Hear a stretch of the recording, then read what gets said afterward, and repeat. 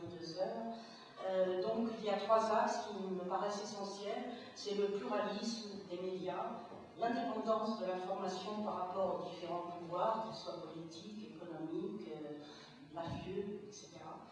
Et puis les problèmes rencontrés au quotidien par les journalistes dans l'exercice de leur métier.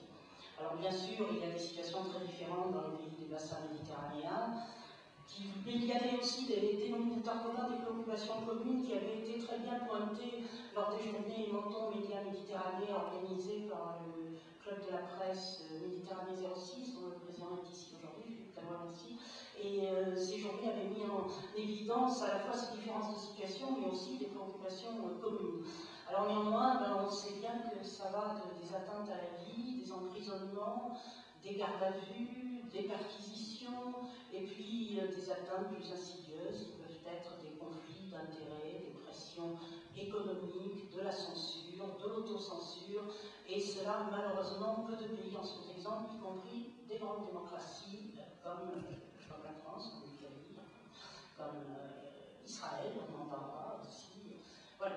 Alors je vais immédiatement vous présenter nos intervenants qui sont autour de moi. Donc Jean-François Julliard, qui est journaliste, mais qui est secrétaire général de Reporters sans frontières, et on sait que Reporters sans frontières met à jour régulièrement les situations d'atteinte à la liberté de la presse et à l'indépendance de la circulation de l'information, je dirais, jamais pensé ce terme, et qui sont sur tous les terrains. Donc Jean-François Julliard, qui va évidemment nous donner des informations précieuses. J'ai à ma droite Amel Bejaoui. Amel Bejaoui est une journaliste tunisienne qui travaille pour l'agence Tunis Afrique Presse. Elle siège à la commission des journalistes d'Amnesty International dans ce pays. Et elle est membre fondatrice, entre autres de ses fonctions, du premier syndicat de journalistes tunisiens créé en 2004, SJT.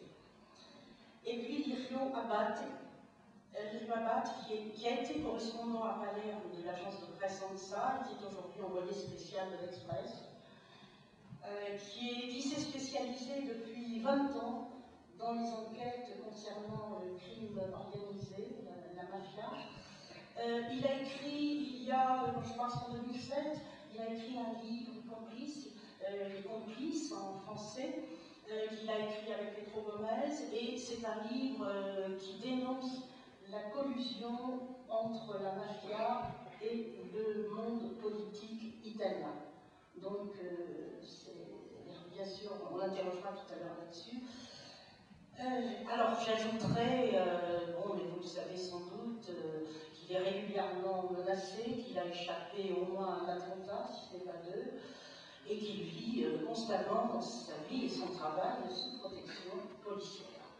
Voilà, enfin nous avons Claudia Billy, qui est journaliste à France 2, mais qui a eu la gentillesse, qui est une amie, je crois, de Wabat, et qui donc le traduira, puisque Rio parlera en italien, même s'il comprend assez bien le français.